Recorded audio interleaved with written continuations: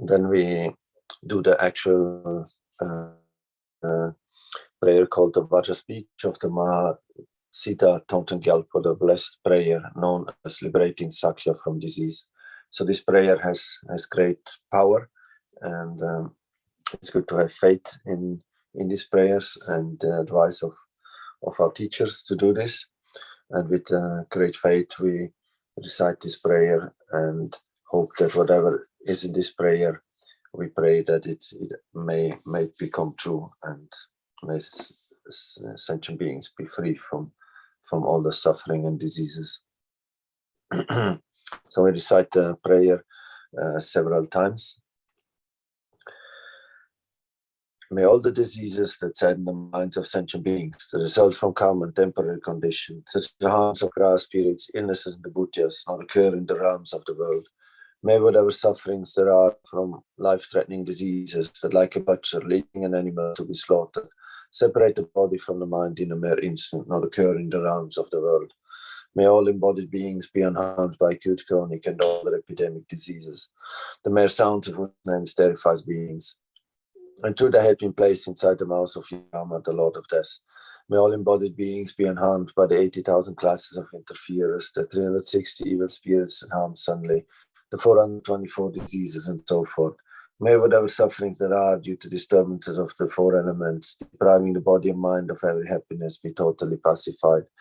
And may the body and mind have radiance and power and be endowed with long life, good health, and well-being. By the compassion of the Gurus and the Three Jewels, by the power of the Akinis, Dharma protectors and guardians, by the power of the truth of the infallibility of karma and its results, may all these dedications and prayers be fulfilled. May all diseases that sadden the minds of sentient beings, that result from karma and temporary conditions, such as harms of grass spirits, innocent bhutyas, not occur in the realms of the world.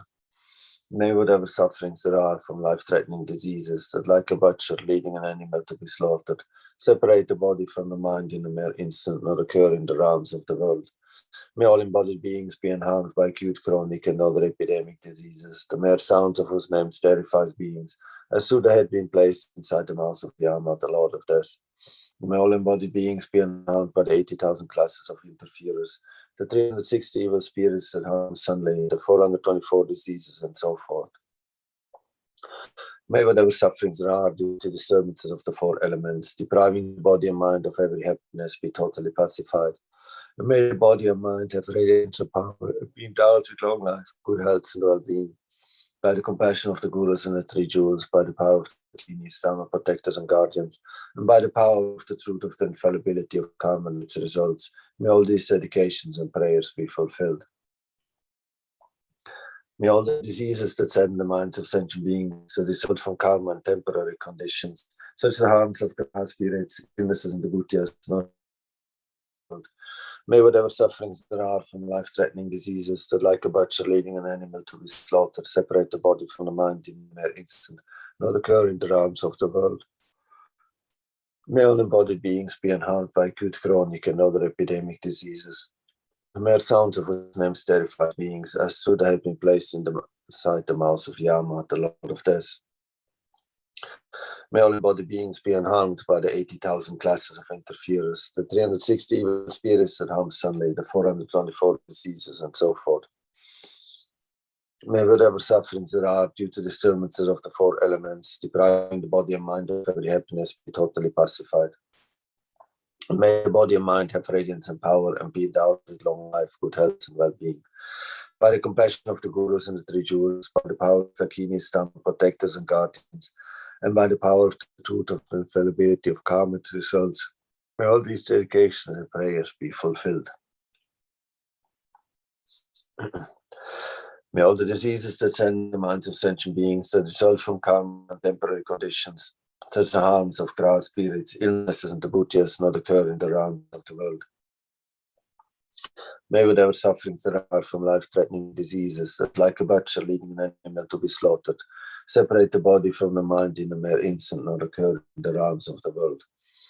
May all embodied beings be unharmed by acute, chronic, and other epidemic diseases. The mercy of whose name terrifies beings, as though they had been placed inside the mouth of Yama, the Lord of Death. May all embodied beings be unharmed by the 80,000 classes of interferers, the 360 evil spirits that harm suddenly, and the 424 diseases, and so forth. May whatever sufferings there are due to disturbances of the four elements, depriving the body and mind of every happiness, be totally pacified. May the body and mind have power and be endowed with long life, good health, and well-being. By the compassion of the Gurus and the Three Jewels, by the power of the kings, Dharma protectors and guardians, and by the power of the truth of the infallibility of karma and its results, may these dedications and prayers be fulfilled. May all the diseases that stand the minds of sentient beings result from karma and temporary conditions, such as the harms of grass spirits, illness, and bhutyas, not occur in the realms of the world. May whatever sufferings there are from life-threatening diseases, that like a butcher bleeding an animal to be slaughtered, separate the body from the mind in a mere instant and occur in the realms of. May all embodied beings be unharmed by acute, chronic, and other epidemic diseases. The mere sounds of whose name terrifies beings, as should have been placed inside the mouth of Yama, the Lord of Death. May all embodied beings be unharmed by the 80,000 classes of interferers, the 360 evil spirits that harm suddenly, the 424 diseases, and so forth. May whatever sufferings there are due to disturbances of the four elements, depriving the body and mind of every happiness, be totally pacified. May the body and mind have radiance and power, and be endowed with long life, good health, and well-being. By the compassion of the Gurus and the Three Jewels, by the power of the accused, Dharma protector, guardian, and by the power of the truth of the infallibility of karma and its results, may all these dedications and prayers be fulfilled. May all the diseases that send the minds of sentient beings that result from karma and temporary conditions, such as the harms of grass spirits, illnesses, and bhutyas, not occur in the realms of the world. May whatever sufferings there are from life-threatening diseases that, like a butcher leading an animal to be slaughtered, separate the body from the mind in a mere instant, not occur in the realms of the world. May all embodied beings be unharmed by acute, chronic, and other epidemic diseases. May a sound of whose name terrifies beings, as should have been placed inside the mouth of Yama, the Lord of Death. May all embodied beings be unharmed by the 80,000 classes of interferers, the 360 evil spirits that harm suddenly, the 424 diseases, and so forth. May whatever sufferings there are due to disturbances of the four elements, depriving the body and mind of every happiness, be totally pacified. And may the body and mind have radiance and power, and be endowed with long life, good health, and well-being. By the compassion of the Gurus and the Three Jewels, by the power of the kings, Dharma protectors, and guardians, and by the power of the truth of the infallibility of karma and its results, may all these dedications and prayers be fulfilled.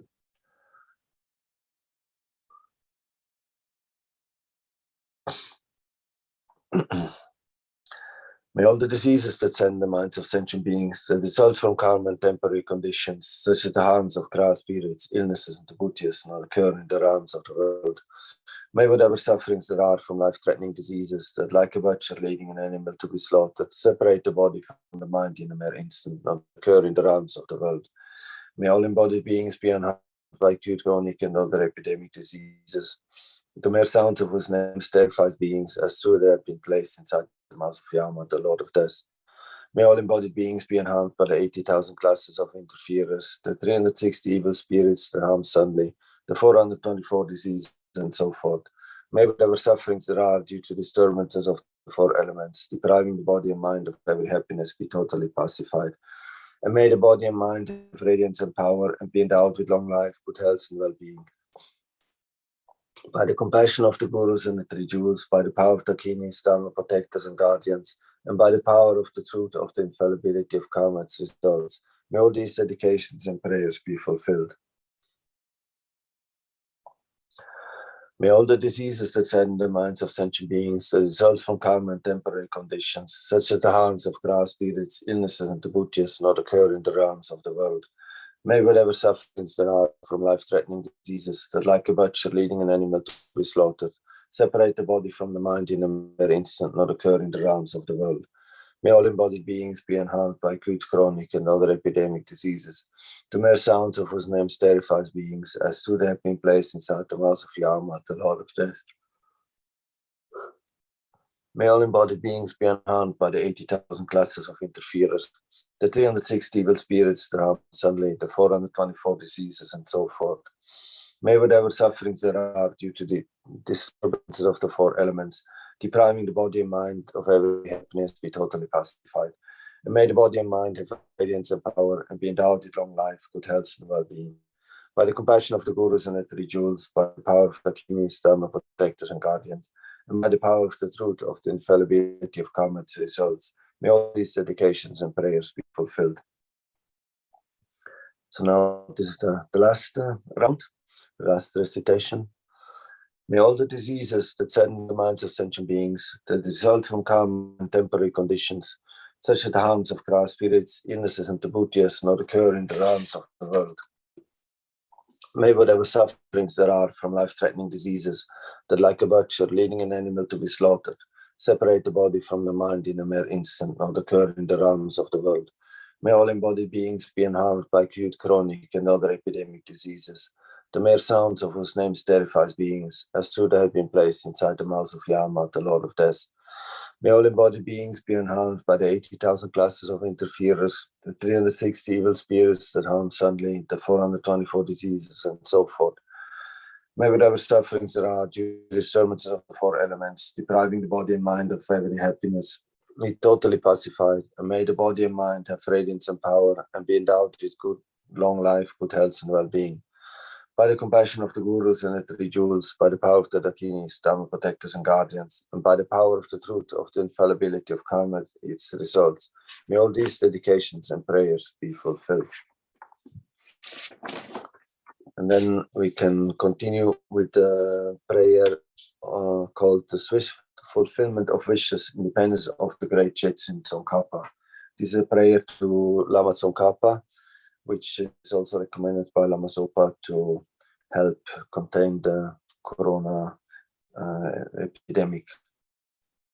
Also very nice, powerful prayer. Namo Guru, supreme embodiment of the wisdom and compassion of all the victorious ones of the three times, manifesting as a monk wearing the three saffron robes, the spontaneous exalted wisdom Dharmakaya, possessing the five bodies. To you, Jetsun Losang Drapa, I make request. Please bless me that my wishes be swiftly fulfilled. With the nature of primordially pure, clear light, uninterrupted natural expression of the complete Sambhoga Kaya, the great essence union of body and mind. To you, Jetsun Losang Drapa, I make request. Please bless me that my wishes be swiftly fulfilled.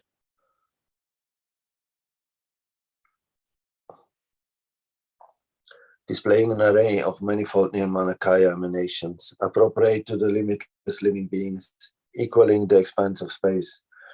To you, Jetsun Losang Drapa, I make request. Please bless me that my wishes be swiftly fulfilled.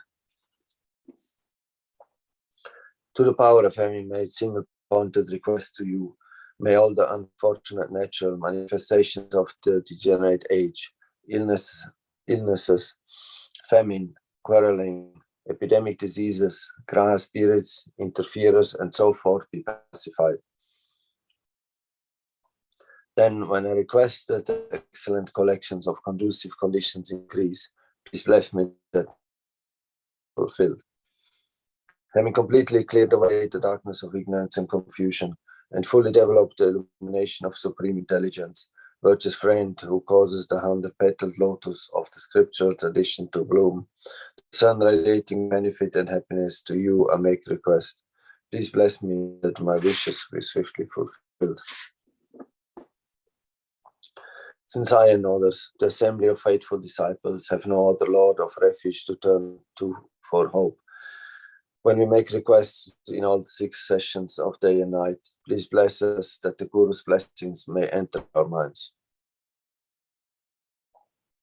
Also at the end of this life, may I see you, glorious Losang Drapa, along with your retinue, and immediately have a vision of you saying assuringly, Son, go to the celestial realm of Tushita. Care for me with your great compassion, precious Guru. Please bless me that my wishes be swiftly fulfilled.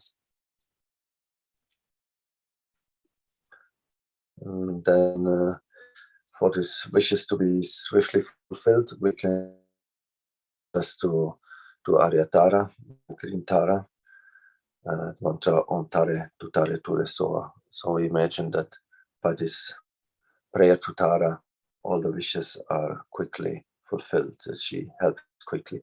Om Tare Tutare Ture Soa, Om Tare Tutare Ture Soa, Om Tare Tutare Ture Soa, Om Tare Tutare Ture Soa, Om Tare Tutare Ture Soa. Om Tare Tutare Ture Soa, Om Tare Tutare Ture Soa, Om Tare Tutare Ture Soa. Om Tare Tutare Ture Soa, Om Tare Tutare Ture Soa, Om Tare Tutare.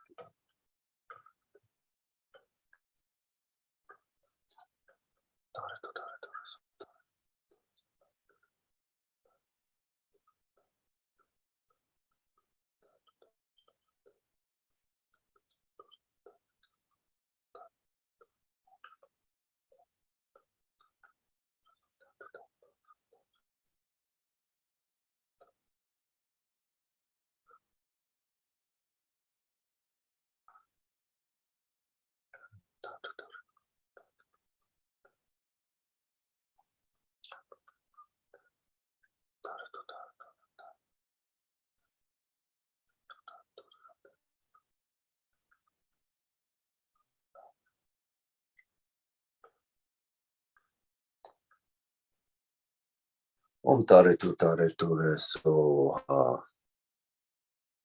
And then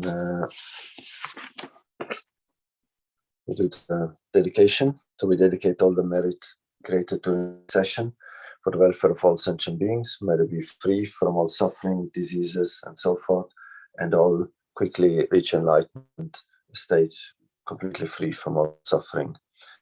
And may we ourselves be able to do this.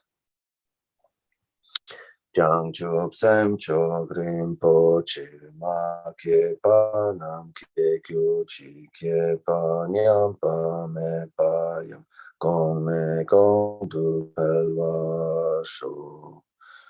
Due to this virtue, may I quickly become a Guru Buddha and lead all transmigratory beings without exception to that state.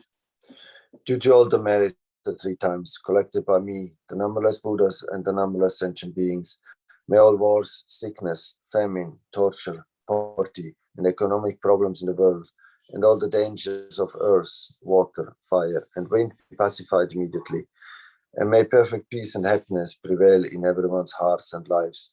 May the Buddha Dharma last for a long time, and may the sentient beings in this world meet the Buddha Dharma and achieve enlightenment as quickly as possible. Due to all the past, present, and future merits collected by me and all the merits of the 3 times, collected by the numberless Buddhas and numberless sentient beings, which are completely empty of existing from their own side, may I, who am completely empty of existing from my own side, achieve the state of full enlightenment, which is completely empty of existing from its own side, and lead all sentient beings who are completely empty of existing from their own side to that state which is completely empty of existing from its own side. By myself alone is completely empty of existing from my own side. And then we especially dedicate all this merit also to all our teachers, especially to His Holiness Dalai Lama, Lama Zopa Rinpoche, and to all the teachers who teach pure Dharma. Gangi rawe korwe shinkan dir pendang dewa malu chungwe ne Chenrezig Gyalpo Shape side pardu tengyu ji tu zil chang jin jang gen gelwe ten zing kyong pelwe kun zo do po ze Job sum kurvelek mentu job patak so dulce kundu shabden job. Okay, thank you very much for joining in. And then I see Venerable Teki is already there. Hello, Venerable. How are you? I'm good. And how are you? I'm fine. Everything well. I'm in Nalanda Monastery, and yeah, here everything is pretty quiet. Yes, we're in a very fortunate situation here. Yeah, Okay. we had a light lockdown here in France, which now slowly is removed. So yes, things are more. We have more freedom again. But anyway, here in the monastery, we're very fortunate. Okay. And where are you? I'm in Lama Tsongkhapa Institute, Pumaya. Yeah. Here also we are opening slowly, and the situation is a little bit under control. Yes. Yes. So Are you in contact with people in India also?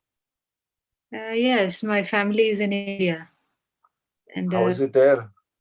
is not good situation right Yeah. now. There are many cases, and so yeah, it will take time. Yeah. Yeah. Yeah. So it's really good to do prayer, especially for people in India and Nepal. I hear that now it's also spreading a lot. So especially to think people there who are not so in this. We are in a very fortunate situation here. Even during lockdown, we are quite comfortable. But yeah, other places in the world, it's very different. Also, South America and Africa and so on. Yeah. I hope the prayers we are doing, they can pacify this pandemic. Yeah, yeah. It's nice to do something on a spiritual side as well, not just. I mean, there are many people working to try to contain the disease, but I think it's as practitioners, there's also a big contribution. It's good to have faith in our prayers as well, that this will help as well, create the conditions. Yeah. If we have the right causes and conditions, then the result can happen. No. Right. Yes. Everything is interconnected. Yes. Okay. Thank you very much. Have a nice session. Goodbye. All the best. Goodbye. Thank you.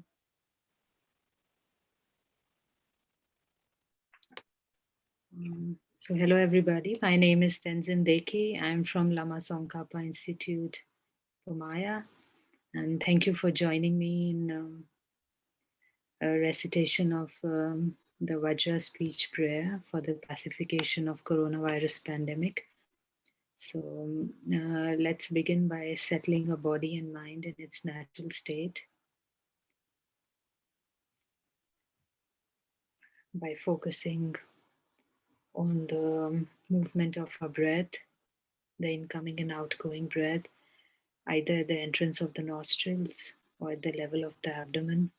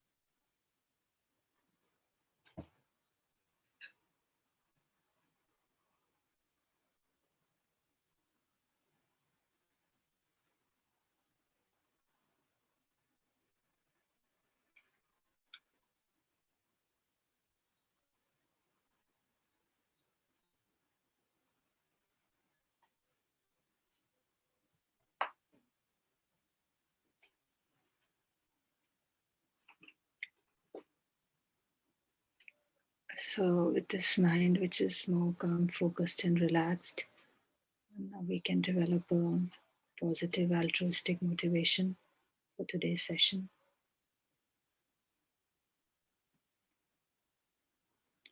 We can reflect on the preciousness of a human rebirth,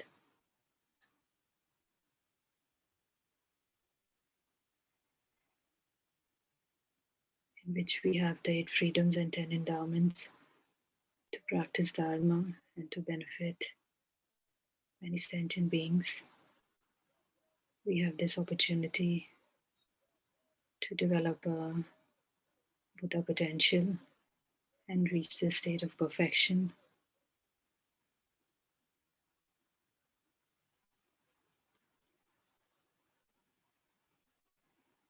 We have met a virtuous spiritual friend, and we have supported financially, emotionally.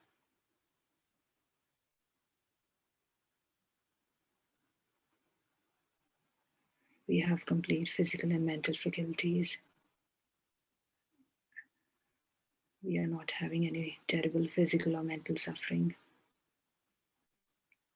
So just reflect on all these favorable conditions we have in order to develop our good qualities and benefit others.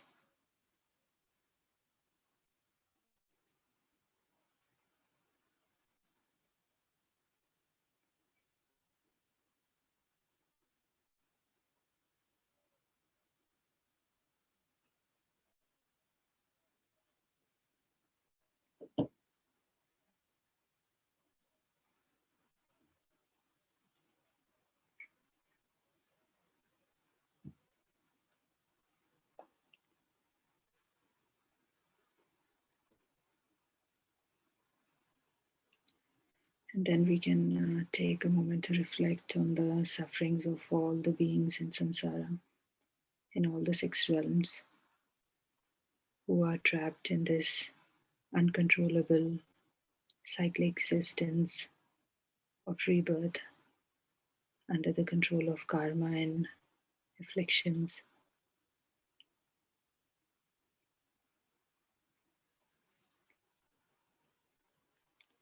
We can understand that by reflecting on their suffering, we can develop great compassion. And by reflecting on great compassion, we can develop bodhicitta, which is one of the substantial causes to achieve enlightenment.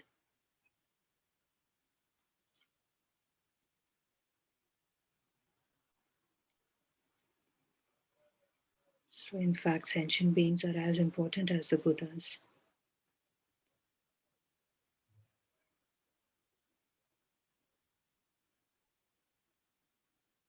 So we can generate a determination to do all our activities of body, speech and mind, including the Dharma activities,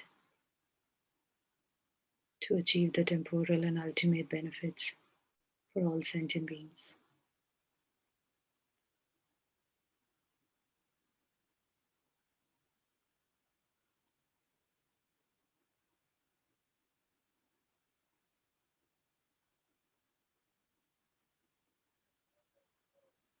So with this positive motivation in our mind,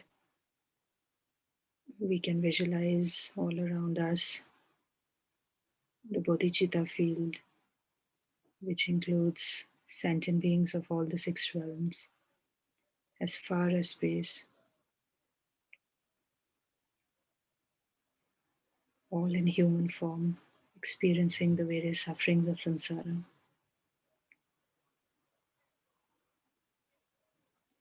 And in front of us, we can visualize the refuge field.